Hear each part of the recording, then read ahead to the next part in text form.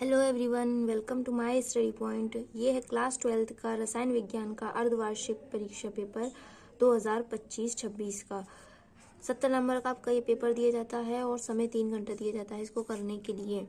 तो आज हम इस पेपर को सॉल्व करते हैं, देखते हैं इसमें कौन से प्रश्न आए हैं और इस पेपर को हल करते हैं। तो सबसे पहले इसके हम निर्देश पढ़ लेते हैं। तो सभी प्रश्न अनिवार्य हैं, प्रत्येक प्रश्न के निर्धारित अंक उसके समक्ष दिए गए हैं। सेकंड, गणनात्मक प्रश्नों में गणना के समस्त पद दीजिए। थर्ड, प्रश्नों के प्रासंगिक उत्तर दीजिए, जहां आवश्यक हो रासायनिक समीकरण दीजिए। तो ये है। तो चलिए देखते हैं इसमें कौन से क्वेश्चंस आए हैं। तो फर्स्ट है हमारा, सही विकल्प चुनकर उनकी उत्तर पुस्तिका में लिखिए। तो पहला क्वेश्चन पढ़ते हैं। अभिक्रिया A+B बराबर उत्पाद के लिए वेग नियम समीकरण R बराबर K ब्रैकेट में A ब्रैकेट में B 2 द्वारा व्यक्त किया जाता है। तो अभिक्रिया की अणविकता है, तो इसका आंसर है ऑप्शन 2, 3 का आयोडोफॉर्म परीक्षण देने वाला यौगिक है। इसका उत्तर है 1, CH3 CH2 CO CH2 - CH3। अब आता है थर्ड, 400 मिली विलयन में 7 ग्राम NaOH घुला हुआ है। विलयन की मोलरता क्या है? मोलरता है, तो इसका आंसर है थर्ड 0.546 मोल लीटर -1। ये हो जाएगा इसका उत्तर।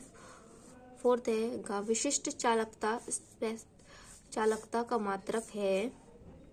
इसका उत्तर है सेमी -1 O -1।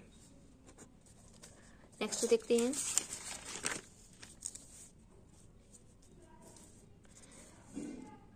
ल्यूकास अभिकर्मक का प्रयोग मोनोहाइड्रिक अल्कोहल के विभेद में प्रयोग किया जाता है। तो उसका उत्तर है प्राथमिक, द्वितीयक, तृतीयक, ये सभी। अगला क्वेश्चन है, सूत्र के बराबर AE - EAR बटे RT के लिए सत्य कथन है।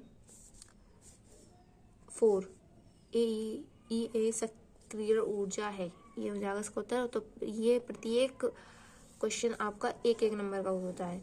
तो चलिए देखते हैं नेक्स्ट क्वेश्चन। सेकंड में हमारे आते हैं, फर्स्ट क्वेश्चन है, ये हमारे क्वेश्चन 2-2 नंबर के हैं, इसके लिए हमें 2-2 नंबर मिलेंगे। तो फर्स्ट क्वेश्चन पढ़ते हैं, मोल अंश तथा मोललता को परिभाषित कीजिए। तो इसका उत्तर है, मोल अंश किसी मिश्रण में एक घटक के मोलों की संख्या और सभी घटकों के कुल मोलों की संख्या का अनुपात है, जबकि मोललता प्रति किलोग्राम विलायक में घुले विलेय के मोलों की संख्या है। तो ये हो जाएगा इसका उत्तर। चलिए नेक्स्ट पढ़ते हैं, संक्षारण को समझाइए। तो संक्षारण एक प्रक्रिया है जिसमें धातुएं धीरे धीरे अपने पर्यावरण के साथ प्रतिक्रिया करके क्षय हो जाती हैं। तो नेक्स्ट पढ़ते हैं, तापीय गुणांक क्या है? अभिक्रिया के वेग से इसका संबंध बताइए। तो तापीय गुणांक एक रासायनिक अभिक्रिया के वेग स्थिरांक पर तापमान के प्रभाव को मापता है। यह बताता है कि तापमान में प्रत्येक 10 सेल्सियस की वृद्धि के लिए अभिक्रिया का वेग लगभग कितना गुना बढ़ जाता है। तो ये हो जाएगा इसका उत्तर। तो अगला क्वेश्चन है हमारा, इसको हम देखते हैं। क्लोरोबेंजीन की किसी एक नाभिक स्नेही अभिक्रिया का रासायनिक समीकरण लिखिए। तो इसका उत्तर हो जाएगा, क्लोरोबेंजीन की सोडियम हाइड्रोक्साइड NaOH के साथ अभिक्रिया नाभिक स्नेही प्रतिस्थापन का एक उदाहरण है। इस अभिक्रिया में हाइड्रोक्साइड आयन OH- जो एक नाभिक स्नेही है, बेंजीन रिंग के क्लोरीन परमाणु को प्रतिस्थापित कर देता है, जिससे फिनॉल बनता है। तो ये हो जाएगा इसका उत्तर। तो नेक्स्ट क्वेश्चन है हमारा थर्ड का, फिनॉल के ऑक्सीकरण का रासायनिक समीकरण लिखिए। तो फिनॉल के ऑक्सीकरण से पैराबेंजोक्विनोन बनता है। रासायनिक समीकरण है इसका C6H5OH प्लस ब्रैकेट में O = C 6H4O2 plus H2O, ये हो जाएगा इसका समीकरण। ये भी हमारे 2-2 नंबर के होंगे। तो नेक्स्ट क्वेश्चन है हमारा, अभिक्रिया के वेग पर ताप तथा सांद्रता के प्रभाव को स्पष्ट कीजिए। तो ताप और सांद्रता के प्रभाव, ताप से अभिक्रिया का वेग बढ़ता है और अभिकारकों की सांद्रता बढ़ाने से भी अभिक्रिया का वेग बढ़ता है। ये हो जाएगा इसका उत्तर। अब आते हैं नेक्स्ट क्वेश्चन पे, कम दाब तथा उच्च ताप पर जल का वाष्पीकरण तेजी से होता है, क्यों? तो इसका उत्तर है, कम दाब और उच्च ताप पर जल का वाष्पीकरण तेजी से होता है क्योंकि उच्च ताप पर अणुओं के पास वाष्पीकरण के लिए आवश्यक ऊर्जा अधिक होती है और कम दाब पर अणुओं को वाष्प अवस्था में जाने के लिए कम प्रतिरोध का सामना करना पड़ता है। ये हो जाएगा इसका उत्तर। चलिए नेक्स्ट क्वेश्चन पे चलते हैं। क्या होता है जब क्लोरोफॉर्म एसीटोन के साथ क्षार की उपस्थिति में क्रिया करता है? रासायनिक समीकरण लिखिए। तो क्लोरोफॉर्म और एसीटोन क्षार की उपस्थिति में क्रिया करके क्लोरोफॉर्म के अल्कली हाइपोटर्मिया का निर्माण करते हैं। इसका आपको रासायनिक समीकरण भी लिखना है। तो बढ़ते हैं नेक्स्ट क्वेश्चन की तरफ। ये इसके लिए मिलेंगे 3 नंबर। तो क्वेश्चन है हमारा, 72 ग्राम जल तथा 92 ग्राम एथिल अल्कोहल के मिश्रण में दोनों के मोल प्रभाजन की गणना कीजिए। तो जल का मोल प्रभाज 0.667 और एथिल अल्कोहल का मोल प्रभाज 0.333 है। ये हो जाएगा इसका उत्तर। ये देखो लिख देते हैं हम, ये जल का है 0.667 और ये एथिल अल्कोहल का है 0.333। नेक्स्ट क्वेश्चन है, विद्युत अपघटन का फैराडे का प्रथम नियम बताइए। तो विद्युत अपघटन का फैराडे का प्रथम नियम यह कहता है कि किसी इलेक्ट्रोड पर जमा होने वाले पदार्थ की मात्रा विद्युत धारा की मात्रा के सीधे समानुपाती होती है। तो नेक्स्ट क्वेश्चन देखते हैं हम आपका, प्राथमिक, द्वितीयक तथा तृतीयक बेंजलिक अल्कोहल का संरचना सूत्र लिखिए। यहाँ पर आपको संरचना सूत्र लिखना है, जी काफी बड़ा है, यहाँ पर मैं नहीं लिख सकती, आप देख लीजिए। नेक्स्ट क्वेश्चन है, किसी अभिक्रिया के वेग स्थिरांक को समझाइए। तो किसी अभिक्रिया का वेग स्थिरांक उस अभिक्रिया की दर से संबंधित होता है जो अभिक्रिया की सांद्रता के प्रति इकाई समय के परिवर्तन को मापता है। ये हो जाएगा इसका उत्तर। नेक्स्ट क्वेश्चन है हमारा 5वां। इसके लिए मिलेंगे आपको 4 अंक। तो क्वेश्चन पढ़ते हैं पहला, रासायनिक समीकरण देते हुए स्पष्ट कीजिए कि क्लोरोबेंजीन से निम्नलिखित यौगिक कैसे बनाएंगे। तो यहाँ पर सबसे पहले दिया है बेंजीन, इससे कैसे बनाएंगे? बेंजीन क्लोरोबेंजीन का अपचयन करके बेंजीन प्राप्त किया जा सकता है। सेकंड है फिनॉल। फिनॉल क्लोरोबेंजीन की जलीय सोडियम हाइड्रोक्साइड के साथ उच्च दाब और उच्च तापमान पर अभिक्रिया करने पर सोडियम फेनॉक्साइड बनता है, जिसे अम्लीय जल अपघटन करने पर फिनॉल प्राप्त होता है। सेकंड है डीडीटी। डीडीटी क्लोरोबेंजीन की सांद्र सल्फ्यूरिक अम्ल की उपस्थिति में क्लोरल के साथ अभिक्रिया कराने पर डीडीटी प्राप्त होता है। फोर्थ है एनिलीन।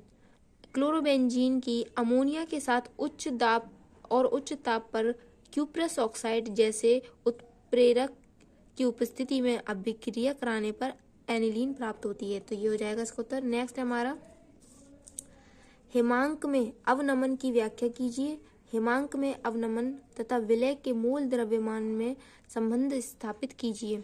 तो हिमांक में अवनमन से तात्पर्य विलायक के हिमांक में होने वाली कमी से है, जो उसमें एक गैर वाष्पशील विलय मिलाने पर होती है। यह विलय के कणों और विलायक के अणुओं के बीच प्रबल अंतर आणविक बलों के कारण होता है। ये हो जाएगा इसका उत्तर। नेक्स्ट है हमारा, SO2Cl2 की अपनी प्रारंभिक मात्रा से अधिक मात्रा में वियोजित होने में 60 मिनट का समय लगता है। यदि अभिक्रिया प्रथम कोटि की हो तो वेग स्थिरांक की गणना कीजिए। तो ये क्वेश्चन भी हमारा 4 नंबर का हो जाएगा। तो अगले पढ़ते हैं अगले क्वेश्चन की तरफ। 6, ईथर बनाने की 2 विधियों को लिखिए तथा इसकी निम्न के साथ रासायनिक अभिकरण क्रिया का समीकरण दीजिए। ये हमारा 5 नंबर का होगा ये क्वेश्चन। तो ईथर बनाने की पहली विधि है विलियमसन ईथर संश्लेषण और दूसरी है अल्कोहल से ईथर। तो ये 2 विधियां हैं हमें, और इसका रासायनिक समीकरण देते हुए हमें इसकी अभिक्रिया करनी है। या फिर आप इसमें दूसरा क्वेश्चन कर सकते हैं, किसी प्रथम कोटि की अभिक्रिया के लिए सिद्ध कीजिए कि अभिक्रिया के 99.9% पूर्ण होने के लिए लगा समय अर्ध आयुकाल का 10 गुना होता है। तो इसका उत्तर है प्रथम कोटि की अभिक्रिया के लिए 99.9% पूर्ण होने में लगा समय T 99.9%, उसके अर्ध आयुकाल TA/2 का लगभग 10 गुना होता है। इसे सिद्ध करने के लिए हम प्रथम कोटि अभिक्रिया के दर, स्थिरांक और अर्ध आयुकाल के सूत्रों का उपयोग करते हैं और फिर समय की गणना करते हैं, जिससे ये संबंध स्थापित होता है। ये हो जाएगा इसका उत्तर। तो चलिए नेक्स्ट पे, राउल्ट के वाष्प दाब अवनमन नियम को परिभाषित कीजिए तथा उसकी सीमाएं बताइए। अथवा प्रयोगशाला में क्लोरोफॉर्म बनाने की विधि का सचित्र वर्णन कीजिए। अभिक्रिया से संबंधित समीकरण भी लिखिए। तो राउल्ट का वाष्प दाब अवनमन नियम कहता है कि किसी विलयन के वाष्प दाब का आपेक्षिक अवनमन उसमें मौजूद विलय के मूल प्रभाज के बराबर होता है। इसकी सीमाएं हैं कि यह नियम केवल तनु विलयनों पर लागू होता है। यह उन विलयों के लिए मान्य नहीं है जो विलयन में वियोजित या संगुणित होते हैं, और ये केवल आदर्श विलयनों के लिए ही लागू होता है। तो इसको आपको कुछ सीमाएं लिखनी है इसकी और परिभाषित करना ही हो जाएगा इसका उत्तर। नेक्स्ट हमारा प्रयोगशाला में क्लोरोफॉर्म। प्रयोगशाला में क्लोरोफॉर्म बनाने के लिए एथेनॉल या एसीटोन को ब्लीचिंग पाउडर के साथ गर्म किया जाता है, जो हैलोफॉर्म अभिक्रिया कहलाती है। पहले एथेनॉल या एसीटोन का ऑक्सीकरण होता है, फिर परिणामी क्लोरल का क्षारीय जल अपघटन होता है, जिससे क्लोरोफॉर्म प्राप्त होता है। तो नेक्स्ट क्वेश्चन है हमारा, प्रथम कोटि की अभिक्रिया के वेग स्थिरांक का व्यंजक प्राप्त कीजिए एवं इसका मात्रक लिखिए और इन अभिक्रियाओं के 2 प्रमुख लक्षण लिखिए। और अथवा में हमारा 298 के तापमान पर निम्नलिखित सेल के लिए नेल्सन समीकरण लिखिए। Ni2 प्लस 0.01 m बटे Cu पे 2 प्लस ब्रैकेट में 0.1 m SU यदि उपयुक्त सेल का EMF ब्रैकेट में E सेल 0.59 V हो तो सेल के मानक EMF E सेल की गणना कीजिए। तो ये आपका क्वेश्चन जो है वो पेपर वर्क वाला है, इसको समझाने की ज़रूरत है, काफ़ी बड़ा इसका हल है, उत्तर है। तो आप इसका स्क्रीनशॉट ले लीजिए, आप कहीं पर सर्च करके इसका उत्तर जान लीजिए या अपनी बुक से जान लीजिएगा। इसको समझाना वीडियो में काफ़ी मुश्किल है क्योंकि इससे वीडियो काफ़ी बड़ा हो जाएगा। तो हम चलते हैं नेक्स्ट क्वेश्चन की तरफ। हाँ, विद्युत रासायनिक श्रेणी क्या है, इसके प्रमुख लक्षण तथा अनुप्रयोग लिखिए। इसके भी आपको 5 नंबर मिलेंगे। अथवा में हेलो एल्केन में नाभिक प्रतिस्थापन अभिक्रियाओं पर संक्षिप्त टिप्पणी लिखिए। तो पहले का हम उत्तर देखते हैं, विद्युत रासायनिक श्रेणी क्या है। विद्युत रासायनिक श्रेणी विभिन्न तत्वों को उनके मानक अपचयन विभव के बढ़ते क्रम में व्यवस्थित करने पर प्राप्त होती है। इसके लक्षण पूछे गए हैं। तो श्रेणी में ऊपर से नीचे जाने पर तत्वों की अपचायक क्षमता घटती है और ऑक्सीकारक क्षमता बढ़ती है। श्रेणी में ऊपर स्थित तत्व नीचे स्थित तत्वों को उनके लवण विलयन से विस्थापित कर सकते हैं। अब इनके अनुप्रयोग पूछा गया है इसमें। तो विभिन्न इलेक्ट्रोडों के मानक अपचयन विभव की तुलना करने में, किसी सेल के मानक EMF की गणना करने में। ये हो गया इसका उत्तर। तो नेक्स्ट हमारा है हेलो एल्केन में नाभिक स्नेही प्रतिस्थापन अभिक्रियाओं पर संक्षिप्त टिप्पणी लिखिए। तो नाभिक स्नेही प्रतिस्थापन अभिक्रियाओं में एक नाभिक स्नेही हेलो एल्केन पर आक्रमण करता है और हैलोजन परमाणु को प्रतिस्थापित कर देता है। इसके प्रकार हैं 2 प्रमुख, ये मुख्य रूप से 2 प्रकार की होती है। SN1 अभिक्रिया, ये 2 पदों में होती हैं और इनमें कार्बन धायक मध्यवर्ती बनता है। इनकी क्रियाशीलता का क्रम होता है। SN2 अभिक्रिया, ये एक पद में होती हैं और इनमें संक्रमण अवस्था बनती है। इनकी क्रियाशीलता का क्रम 1.2 बराबर 3 होता है। ये हो जाएगा इसका उत्तर। वीडियो अच्छी लगी हो तो वीडियो को एक लाइक ज़रूर करें और अपने दोस्तों के साथ शेयर करें। ये था आपका पूरा क्लास 12th का केमिस्ट्री का पेपर। और ऐसे ही पेपर्स की वीडियो पाने के लिए सब्सक्राइब करें मेरे चैनल को। Thank you for watching my video.